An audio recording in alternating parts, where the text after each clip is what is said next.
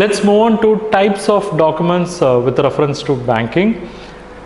There are basically 4 types of documents. One is personal security related document, primary security related, collateral security related, tangible security related. But banks will be collecting documents with regard to these in 2 forms. One is personal liability documents, 2 is charge creating documents. Okay.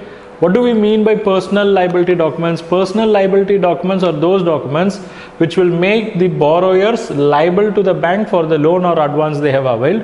And these documents may be in the form like demand promissory note, letter of guarantee, acknowledgement of debt and security. Then comes the second one, that is charge creating documents. These are all the documents which will create charge on the executant properties in favor of bank. Okay, so very important document, because only when this document is perfect, in the event of default, bank can enforce the securities, the collaterals or primary security that are available with the bank.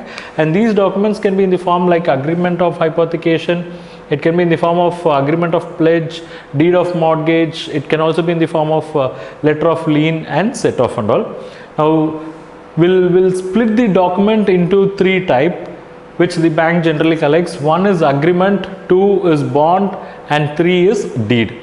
Agreement is a document where bank is going to set out terms and conditions, and both the parties, that is the banker and the borrower, will agree to those terms and conditions spelled out. And agreement will generally have fixed stamp duty, and no attestation is required for agreement. Okay, I mean no attestation of witness is required for agreement, and most of the documents bank will be obtaining through agreements only.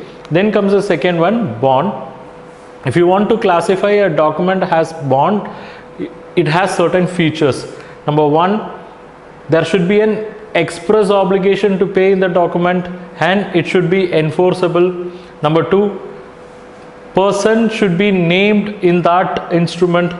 Number 3, the sum of money that is payable should be mentioned. It is not necessary that that amount should be definite.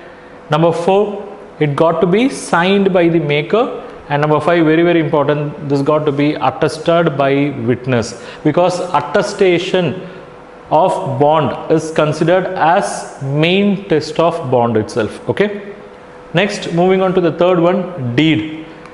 Deed is basically a signed and sealed instrument, and this got to be executed and delivered, and mostly it may contain like transfer, bargain, contract and all.